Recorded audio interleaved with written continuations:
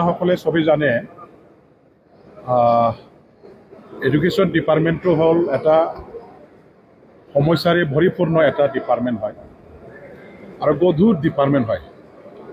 Largest man power জড়িত থকা এটা ডিপাৰ্টমেন্ট আৰু এই ডিপাৰ্টমেন্টটো আৰম্ভণিৰ পৰাই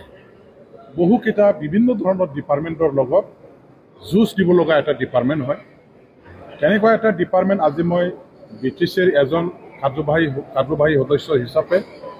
কাম কৰিবৰ কাৰণে দায়িত্ব যেহেতু পাইছোঁ আৰু সেইটো দায়িত্ব লোৱাৰ এই ডিপাৰ্টমেন্টৰ দায়িত্ব লোৱাৰ পাছতেই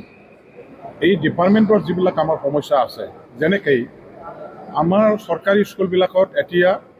ছাত্ৰ ছাত্ৰীসকল যথেষ্ট কমি গৈছে ছাত্ৰ ছাত্ৰীসকলৰ কমি যোৱাৰ মূল কাৰণটো কি ইয়াৰ আমি মূল কাৰণবিলাক এটা সমস্যাবিলাক মানে জানিবৰ কাৰণে চেষ্টা কৰিব লাগিব আৰু সমাধানৰ ব্যৱস্থা ল'ব লাগিব লগতে আমাৰ স্কুলবিলাকত ক'তবা বহুত তেনেকুৱা এনৰলমেণ্ট আছে অথচ টিচাৰ নাই টিচাৰ নিদিয়াৰ ফলত ছাত্ৰ ছাত্ৰীসকলৰ উচিত শিক্ষা তেখেতসকলে লাভ কৰাৰ বেলেকা যথেষ্ট ক্ষতিগ্ৰস্ত হৈছে আৰু এই স্কুলবিলাকত আমি উপযুক্ত পৰ্যাপ্ত পৰিমাণৰ ৰেচিঅ' হিচাপে টিচাৰ এপইণ্টমেণ্ট দিয়াৰ কাৰণে কি ব্যৱস্থা ল'লে ভাল হ'ব সেইটো মই খুব গুৰুত্ব সহকাৰে চেষ্টা কৰিছোঁ অসম চৰকাৰৰ এটা পলিচি আছে ৰেচনেলাইজেশ্যন অফ দি টিচাৰ্ছ য'ত যেনেকুৱা ধৰণৰ ছাত্ৰ ছাত্ৰীসকল আছে ঠিক তেনেকুৱা ধৰণৰ এই একে সংখ্যাৰে মানে যিমানখিনি থাকিব লাগে এই হিচাপে টিচাৰ তাত এপইণ্টমেণ্ট দিয়া গতিকে য'ত নেকি ছাত্ৰ ছাত্ৰীসকল নাই সংখ্যা বহুত কম অথচ টিচাৰৰ সংখ্যা বেছিকৈ আছে ছাত্ৰ ছাত্ৰীৰ সংখ্যাতকৈ বেছি টিচাৰৰ সংখ্যা য'ত আছে সেইবিলাকৰ পৰা আমি টিচাৰসকলক ট্ৰেন্সফাৰ কৰি য'ত ছাত্ৰ ছাত্ৰী বেছি আছে আমাৰ টিচাৰ নাই এইবিলাক স্কুলত টিচাৰ লৈ যাবৰ কাৰণে ব্যৱস্থা এতিয়াও অসম চৰকাৰৰ যিটো নীতি আছে সেই নীতিটো আমাৰ ইয়াতো চলি আছে ইয়াৰো ব্যৱস্থা কৰি থকা হৈছে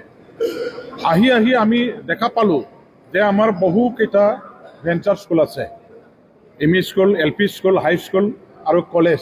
এইটো ডাঙৰ আমাৰ কাৰণে চেলেঞ্জ হয় ভেঞ্চাৰ কলেজবিলাক প্ৰভিঞ্চিয়েলাইজ কৰাটো হ'ল আমাৰ এডুকেশ্যন ডিপাৰ্টমেণ্টৰ এটা ডাঙৰ চেলেঞ্জ আৰু সেই চেলেঞ্জটো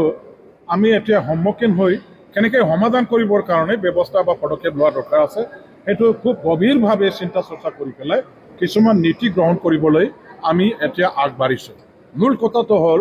যে আমি 2003 চনৰ যিটো BTC চুক্তি সেই চুক্তিৰ আধাৰতে BTCৰ আমাৰ এডুকেশ্যন ডিপাৰ্টমেণ্টৰ সমস্যাবিলাক সমাধান কৰিবৰ কাৰণে আমি ব্যৱস্থা ল'ব লাগিব আমাৰ ভাৰত চৰকাৰ অসম চৰকাৰ আৰু BLTৰ লগত যিটো চুক্তি স্বাক্ষৰিত কৰা হৈছিল সেই সময়ত এডুকেশ্যন ডিপাৰ্টমেণ্টৰ এটা ট্ৰেন্সফাৰ যিহেতু ছাবজেক্ট আছিলে আৰু ট্ৰেন্সফাৰ ছাবজেক্ট হিচাপে আমাৰ এটা ক্ষমতা এই চুক্তিৰ দ্বাৰা দি আমি লাভ কৰিছিলোঁ সেইটো হ'ল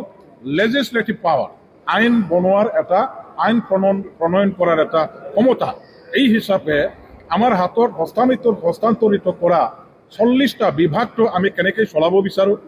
আমি বিভাগবিলাক চলাবৰ কাৰণে কি নিয়ম কানুন বনাব লাগে আইন কানুন বনাব লাগে এইবিলাক গোটেইটো বনাবৰ কাৰণে আমাৰ সম্পূৰ্ণ অসম চৰকাৰৰ লেখীয়াকৈ এটা ক্ষমতা আছে যিহেতু লেজিছলেটিভ পাৱাৰ আছে গতিকে এতিয়া আমি এইবাৰৰ পৰা আমাৰ অসম চৰকাৰে আপোনালোকে যোৱাবাৰ বিধানসভাত যিটো দেখা পালে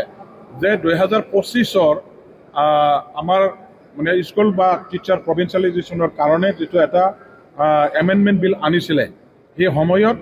আমাৰ অসমৰ মুখ্যমন্ত্ৰী ডাঙৰীয়া দেৱৰ লগত আলোচনা কৰিলোঁ আমাৰ শিক্ষামন্ত্ৰী ডক্টৰ ৰণোজ পেগু ডাঙৰীয়া দেৱৰ লগতো আলোচনা কৰিলোঁ আমাৰ এটা বুজাপৰা হৈ গ'ল আমি ক'লোঁ যিহেতু BTC এটা ট্ৰান্সফাৰ ছাবজেক্ট আৰু লেজিছলেটিভ পাৱাৰ যিহেতু আছে আমাৰ হাতত আছে আৰু যিহেতু অসম চৰকাৰে এতিয়া 1/1/2006 টো বেছ ইয়াৰ কৰি স্কুল কলেজ প্ৰভিঞ্চিয়েলাইজেশ্যনৰ এটা কামটো তেওঁলোকে আৰম্ভ কৰিছে আৰু সেই মৰ্মে যদি প্ৰভিঞ্চিয়েলাইজ কৰা হয় 1/1/2006 টো বেছ কৰি পেলাই তেতিয়াহ'লে আমাৰ অঞ্চলবিলাকৰ স্কুল কলেজৰ প্ৰভিঞ্চিয়েলাইজেশ্যন কৰাৰ বেলেকাত যথেষ্ট আমাৰ ক্ষতিগ্ৰস্ত হয় আমাৰ স্কুল কলেজবিলাক প্ৰভিঞ্চিয়েলাইজ নহয় আমি ডিপ্ৰাইভ হ'ব লগা হয় সমস্যা আৰু বেছিকৈ জটিল হ'ব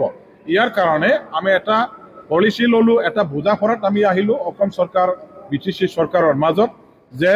BTCৰ হাতত যিহেতু শিক্ষা বিভাগটো গঠাই দিয়া আৰু লেজিছলেটিভ পাৱাৰ আপোনালোকৰ যিহেতু আছে গতিকে আপোনালোকৰ ইচ্ছামতে আপোনালোকৰ আইন বনাই আপোনালোকৰ স্কুল কলেজবিলাকত প্ৰভিঞ্চিয়েলাইজেশ্যন কৰিবৰ কাৰণে ক্ষমতা যিহেতু আছে, সেই হিচাপে আপোনাসকলে নতুন এটা আইন বনাব পাৰে, আপোনালোকে বনাব। এইখিনি কথা আমি অনুমোদন হিচাপে অসম চৰকাৰৰ পৰা লাভ কৰিলোঁ। মুখ্যমন্ত্ৰী ডাঙৰীয়া দেৱক মই ধন্যবাদ দিছোঁ, শিক্ষামন্ত্ৰী ডাঙৰীয়া দেৱক মই ধন্যবাদ দিছোঁ। এইখিনি ক্ষমতা আমি এক্সাৰচাইজ কৰিবৰ কাৰণে, ইমপ্লিমেণ্ট কৰিবৰ কাৰণে আজি যে আমি চৰকাৰৰ পৰা সঁহাৰি পাইছোঁ, সহযোগ পাইছোঁ। আৰু একৰ্ডিং টু ডেট যোৱা এছেম্বলিত মই মানে আমাৰ এই এমেণ্ডমেণ্ট বিলৰ ওপৰত যেতিয়া আমাৰ BTC অঞ্চলটো বাদ দি পেলাই অসম চৰকাৰে এমেণ্ডমেণ্ট বিলটো পাছ কৰিব লাগে, ইয়াৰ কাৰণে এটা মোচন, এটা মুভ কৰিছিল, মানে এমেণ্ডমেণ্ট আনিবৰ কাৰণে। যিটো বিল আমাৰ BTC অঞ্চলকো সাঙুৰি লৈ পেলাই বনোৱা হৈছিল, সেইটো BTC অঞ্চলটো এক্সক্লুড কৰি বনাব লাগে আৰু BTCক নিজাববীয়াকৈ বিল বনাবৰ কাৰণে, আইন বনাবৰ কাৰণে মানে সুবিধাখিনি দিব লাগে, অথৰিটিখিনি দিব লাগে। আৰু BTCয়ে যিখিনি আইন বনায়, যিবিলাক স্কুল কলেজৰ প্ৰভিঞ্চিয়েলাইজেশ্যনৰ তালিকা অসম চৰকাৰলৈ ছাবমিট কৰিব, তেওঁলোকে সেইটোকে অনুমোদন জনাই আমাৰ প্ৰভিঞ্চিয়েলাইজৰ যিটো প্ৰক্ৰিয়া, সেইখিনি প্ৰক্ৰিয়াত আমাৰ সহায় কৰিব। আমি ইয়াৰ কাৰণে BTC গভৰ্ণমেণ্টে এতিয়া আমাৰ এই যিহেতু আজিৰ পৰা ছেশ্যন শেষ হৈ গ'ল, মই আমাৰ প্ৰিন্সিপাল ছেক্ৰেটাৰী ডাঙৰীয়া, এডুকেশ্যন ছেক্ৰেটাৰী ডাঙৰীয়া আৰু চিফ মহোদয়ৰ লগত একেলগে আলোচনা কৰি আমি কেনেকুৱা ধৰণৰ বিল প্ৰস্তুত কৰাটো ভাল হ'ব, স্কুল কলেজৰ প্ৰভিঞ্চিয়েলাইজেশ্যনৰ কাৰণে এক্টটো আমি কেনেকুৱা ধৰণৰ বনালে আমাৰ উপকৃত হ'ব, স্কুল কলেজবিলাকৰ প্ৰভিঞ্চিয়েলাইজেশ্যনৰ প্ৰক্ৰিয়া আমাৰ ভাল হ'ব, সেইখিনি দিশ চালি জাৰি চাই আমি মানে উশুদ্ধ এটা আইন প্ৰণয়ন কৰিবৰ কাৰণে এটা কমিটি গঠন কৰিম। ইয়াৰে আলোচনা আমি কৰিম আৰু অচিৰে সেই আইনটো প্ৰস্তুত কৰি আমি অসম চৰকাৰৰ লগত মানে আমাৰ প্ৰভিঞ্চিয়েলাইজেশ্যনৰ প্ৰক্ৰিয়া আৰম্ভ কৰিম। আৰু তেখেতসকলক ইতিমধ্যে কোৱা হ'ল যে যিমানখিনি BTC অথৰিটিৰ ফালৰ পৰা স্কুলবিলাক প্ৰভিঞ্চিয়েলাইজ কৰিবৰ কাৰণে ব্যৱস্থা লোৱা হ'ব, যিখিনি তালিকা আমি চৰকাৰৰ হাতত পঠাই দিম, সেইখিনি তালিকা অসম চৰকাৰে এপ্ৰুভাল দি পেলাই গোটেই ইয়াৰ কাৰণে যিখিনি ফাইনেন্সিয়েল বাৰ্ডেন হ'ব, সেই ফাইনেন্সিয়েল বাৰ্ডেনটো তেখেতসকলে বহন কৰিব। নহ'লে আমি যদি স্কুল মাত্ৰ প্ৰভিঞ্চিয়েলাইজ কৰি অনুমোদনৰ কাৰণে পঠিয়াই দিওঁ, আকৌ ইয়াৰ এগেইনষ্টত যদি ফাণ্ড এল'কেশ্যন যদি দিয়া নহয়, বাজেট প্ৰভিজন যদি ৰখা নহয়, স্পেচিয়েল ফাণ্ড এল'কেশ্যন যদি দিয়া নহয়, against the list of the মানে স্কুল মানে ফৰ প্ৰভিঞ্চিয়েলাইজেশ্যন, এনেহ'লে মানে ইয়াত শিক্ষাৰ ব্যৱস্থা ভংগ হ'ব, পেৰালাইজ হ'ব। গতিকে এইখিনি কথা আমি স্পষ্টভাৱে আমাৰ অসম চৰকাৰৰ লগত এটা বুজা-পৰা হৈ গৈছে। আমি অচিৰে BTCৰ শিক্ষা অনুষ্ঠানবিলাকৰ চলাবৰ কাৰণে মানে এটা শক্তিশালী, এটা শুদ্ধ আৰু চবৰে গ্ৰহণযোগ্য এটা আইন প্ৰণয়ন কৰিম। আৰু ইয়াৰ আগতে আমি আমাৰ BTC অঞ্চলৰ যিবিলাক সংগঠন আছে, শিক্ষক ঘণ্টা, আমাৰ নন প্ৰভিঞ্চিয়েলাইজ স্কুলবিলাকৰ কলেজবিলাকৰ যিবিলাক শিক্ষক ঘণ্টা আছে, তেওঁলোকৰ লগতো আমি কথা পাতিম। বড়ো সাহিত্য সভাৰ লগতো আমি কথা পাতিম, আফচুৰ লগতো আমি কথা পাতিম। বিভিন্ন আমাৰ শিক্ষক ঘণ্টাবিলাকৰ লগতো আলোচনা কৰি তেওঁলোকৰ পৰাও আমি ভিউ পইণ্টবিলাক লৈ ল'ম। আৰু গোটেইখিনি ঠিক ঠাক কৰাৰ পাছত আমি বিলটো ফাইনেলাইজ কৰি অসম চৰকাৰৰ মানে আমাৰ শিক্ষা বিভাগৰ মন্ত্ৰী ডাঙৰীয়াৰ লগতো আমি শ্বেয়াৰ কৰিম, মুখ্যমন্ত্ৰীৰ লগতো শ্বেয়াৰ কৰিম। আৰু ইয়াৰ পাছত প্ৰভিঞ্চিয়েলাইজেশ্যনৰ এই ব্যৱস্থাটো কৰা হ'ব। ইয়াৰ কাৰণে অলপ টাইমৰ প্ৰয়োজন হ'ব। এমালগেমেশ্যনৰ ওপৰত তো BTCত কিমানমান স্কুল এনেকৈ এমালগেমেণ্ট কৰে? এমালগেশ্যনৰ প্ৰক্ৰিয়াটো সেইটো কণ্টিনিউৱাছ প্ৰচেছ। আমি চাই আছোঁ যে একেটা মানে কি কয় কম্পাউণ্ডৰ অধীনত যিবিলাক স্কুল আছে, LP, ME ক'ৰবাত যদি একেটা